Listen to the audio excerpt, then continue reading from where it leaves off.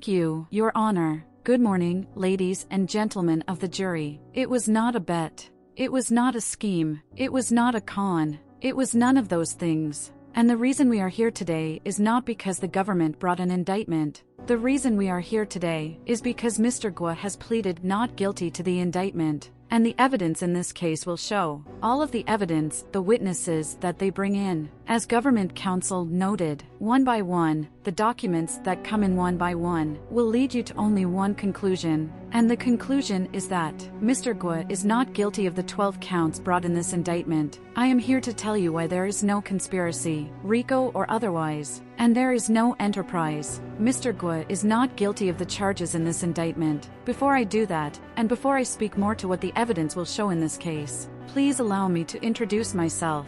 My name is Sabrina Schroff, and I, along with my colleagues, represent Miles Guo. Miles Guo is one of 8 children who started life with very little, born and raised in China. And that is in fact where he and his brothers and his family made a fortune in real estate. The evidence in this case will show that the fortune was humongous. And yes, the government would like you to draw many negative inferences from a person who, according to them, spent thousands of dollars on a TV or on a mattress. I ask you please, when you consider the evidence within the context, and not to be drawn in by the government's invitation to make judgment calls about people who have money and spend it in a way that you and I simply wouldn't. So let's talk about what the evidence in this case will show. The evidence in this case will show how Miles Guo, filled with a determination to accomplish a goal, he had a goal, and how he worked on that goal over a period of years. And the goal was to establish, to set up, to form, and to move forward a movement that would allow the people of China, the Chinese people, to know that there was an alternative to the Chinese Communist Party, and how the Chinese Communist Party could be removed so that everybody could live in a way that they chose to live. Mr. Guo, the evidence will show, did not have criminal intent, and when the evidence in this case is complete, you will see that what the government is trying to string together is not just a group of people to try and prove to you an existence of a conspiracy that really doesn't exist, but also asking you to make value judgments about how money is made and how money is spent. So let me start where the government had started. Let me talk about what the government spent the majority of the time today, and what the government will spend a majority of the time throughout this case on. The one person they ask you to convict, Miles Guo. He was raised in China, one of 8 boys, and each one of them grew up from nothing and made a fortune in real estate. The real estate fortune of the 8 brothers in China was not just worth millions, it was worth hundreds and hundreds of millions of dollars. And you will hear that, despite this incredible success, financial fortune that he had in China, Mr. Guo left China and came eventually and settled down in New York. And you will ask yourself, and the evidence will show why Mr. Guo left China. He left China because he'd taken on the CCP, the Chinese Communist Party, and they were not pleased with him at all. The Chinese Communist Party also had a goal, and they were very determined to make sure their goal was met. Their goal was to make sure Miles Guo stopped speaking about the CCP. Now you've heard from government counsel earlier today, and he has certainly invited you to make moral judgments, value judgments, all sorts of judgments. But what he has asked you to do at his core, he's asked you to receive from him almost a fiat that Mr. Guo lied. He wants you to accept that Mr. Guo lied so that people would give him money, and then wants you to accept that the only thing he did with that money is spent it on himself and his family. That is not this case, and that is not true. You are going to hear that, like almost every one of us. There's more than one aspect to Miles Guo, and some of the aspects and some of the things you will hear during the testimony in this case will be both surprising and eye-opening. So when you evaluate the evidence that comes in through the witnesses, when you think about Miles Guo's story, when you think about who Miles Guo is, I ask you, keep in mind and conceptualize the world that he lived in, because it is not our world. Our world is not filled with surveillance, constant harassment, and constant oversight and disruption by the Chinese Communist Party. You will hear testimony in this case from government witnesses that Mr. Guo was forced to leave China. He was forced to leave behind his wife and his daughter. Both were arrested and detained in prisons in China for almost 2 years. You will learn and you will have evidence that shows you that once Mr. Guo got to New York, instead of focusing on all the negatives that were before him and all the hurdles he had to face, What he did is, he started to, and continued over time to speak out against the Chinese Communist Party. And that is what he did all the time, all day long. That was his goal, to get that story out. And repeatedly he said, and you will hear it through the trial, that the people of China are not the Communist Party. That is what he wanted to tell the people that were here in the United States, and the good-thinking people, that he had to leave behind in China. What is it that he set out to do? He set out to start a movement and tell the truth about the CCP. And with that, he started to speak, he started to write, and he started to broadcast. And soon that came to be known amongst those who believed him and amongst those who followed him, to be the whistleblower movement. And what did he talk about? He talked about things that he knew. He knew the corruption in the CCP, and that's what he talked about.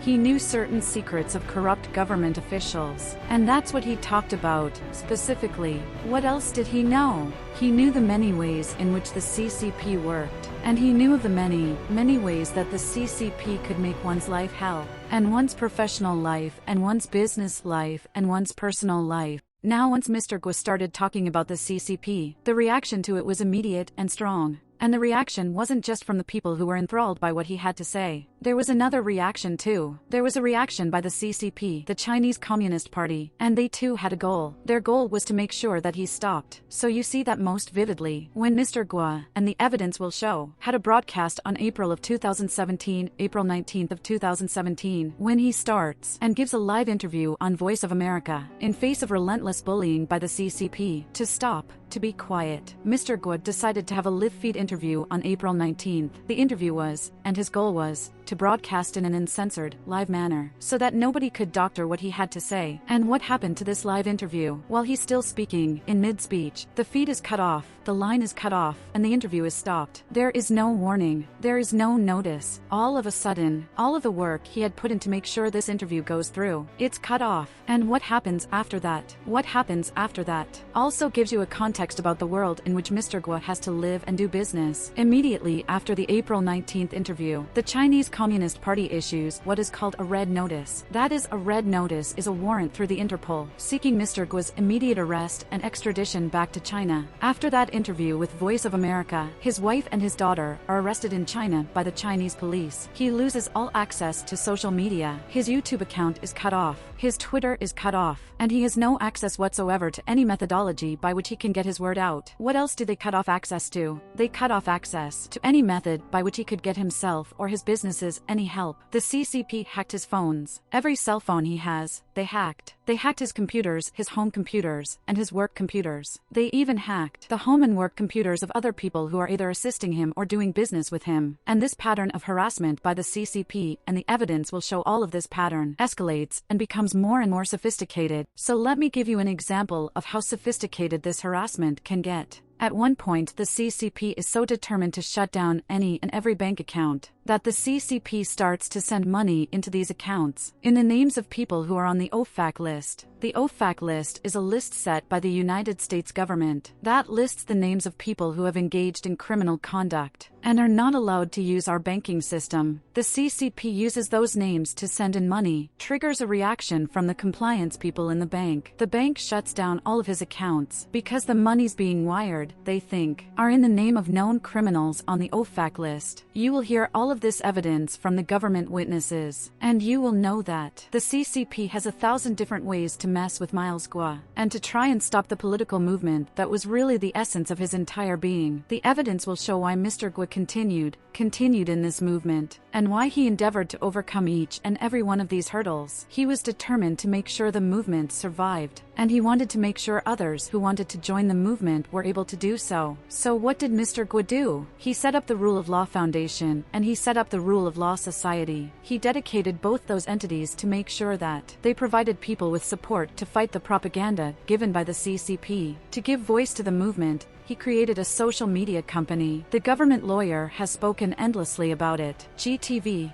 What was GTV? GTV was a real company set up to spread the message of the whistleblower movement. The point of GTV was to get an uncensored voice out, not to just the people of Chinese beliefs and systems who lived in the United States, but also the many, many people who were left behind in China, who also wanted to be part of that movement. And that is what GTV offered them. Yes, GTV was the first of multiple business opportunities that aimed to spread the voice of the whistleblower movement. Mr. Guo participated in GTV, the Farm Loan Program, G-Clubs, and the Himalaya Exchange, and its currencies, H-Coin and H-Dollar. These businesses were at the heart of the movement, and the government is simply wrong when it argues that they were not real businesses. The evidence in this trial will show that GTV was, unlike many, many others, a citizen-based journalism website. It allowed for people to speak openly and talk to each other without repercussions from the CCP. The Farm Loan Program. The Farm Loan Program. The evidence will show not what this prosecutor has just told you, but it will show that the Farm Loan Program was a way for people to give their money at an interest rate to support the movement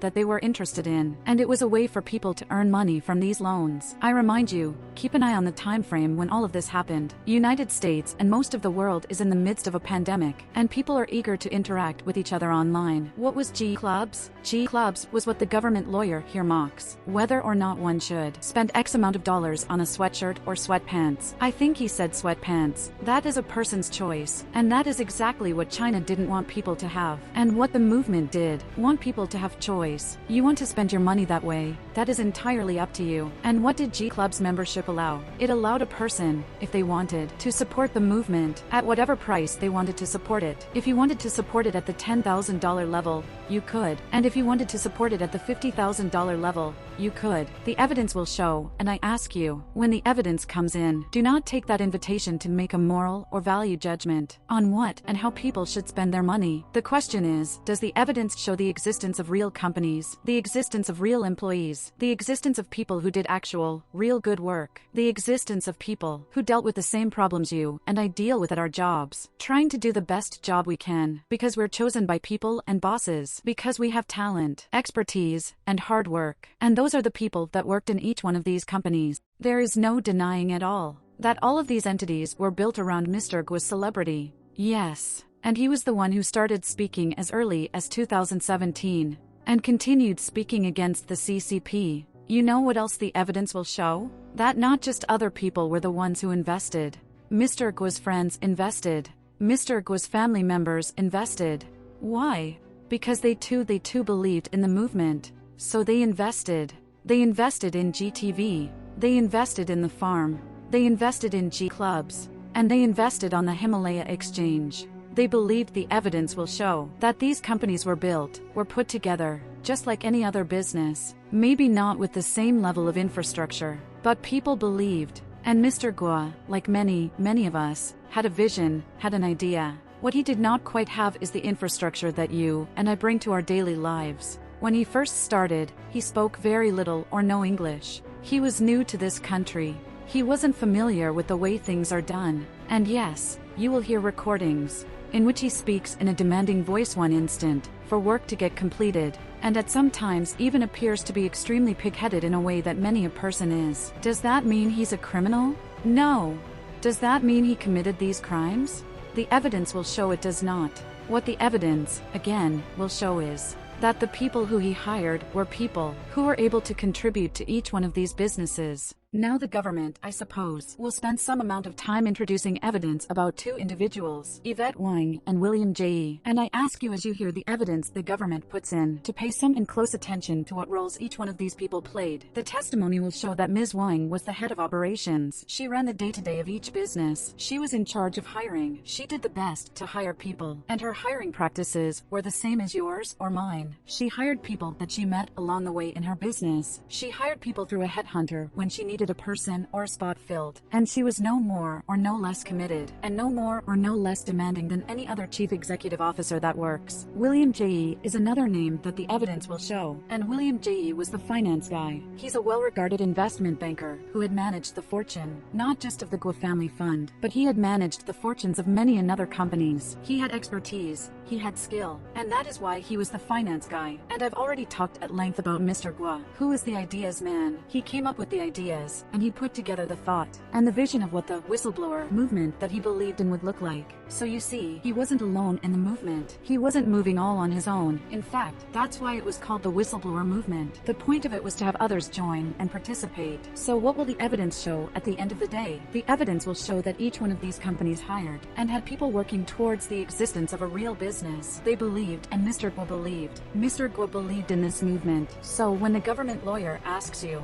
and tells you to believe that Mr. Guo defrauded the members of this movement, what the government is saying to you is that he intentionally misled supporters to steal money, the same money that they had given to the movement that he had devoted almost his entire life to, the movement for which he fled China, the movement for which he put up with being followed every day, the movement for which his phones were hacked, the movement for which his wife and his daughter sat in prison for 2 years, and the movement for which he was not allowed to leave and travel outside the United States, the movement for which he risked his very existence. That's what they're saying he set out to harm. They're saying that he set out to harm the very thing that was almost an extension, a symbiotic extension of who he was. And he did all of that, even though he had a fortune from a family fund that allowed him to live in luxury. What the government is asking you to believe is not just illogical. It defies common sense. I ask you to consider this. All of the evidence that the government lawyer talked about, the wealth, the millions of dollars worth of luxury hotel in Manhattan where he lived, the yacht, the mattress, whatever it is that he talked about, you know what the evidence is going to show? The evidence is going to show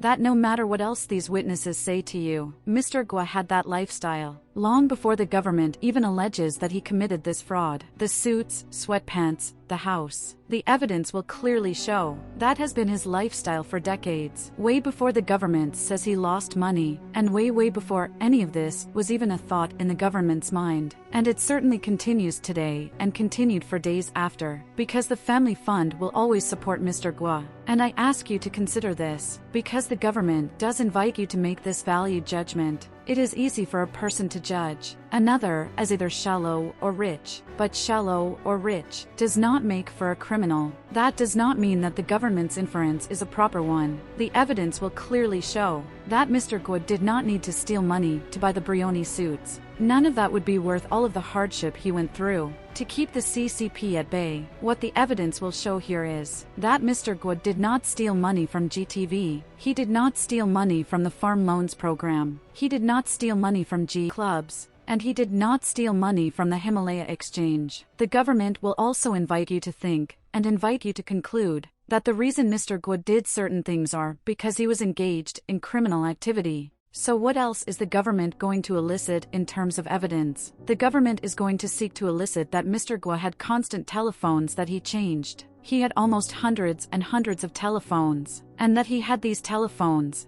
and he changed his number constantly, because he didn't want people to know what he was doing. I ask you to consider this. If you have been the target of constant hacking by the CCP, and if you have been the target of people listening in on your phones, using your voice recordings to impersonate you, wouldn't you also change your phones that often? If you were in constant fear of being threatened, kidnapped, killed, moved, would you also not have a car? That does not tell people where and when you're going to be taken. It's logical that that is what a person who is being surveilled would live in that manner. If you were Mr. Guo and you were being constantly targeted, wouldn't you want a safe and secure place to have business meetings? Wouldn't you establish a base where people you wanted to do business with could come and meet with you without the interference and the distortion from the CCP? For every piece of evidence of wealth that they put in, you will have an equally fair inference that he took those steps not to cheat, not to indulge, but to make sure that the whistleblower movement survived despite the distortions of the CCP. I ask you to keep in mind when they talk to you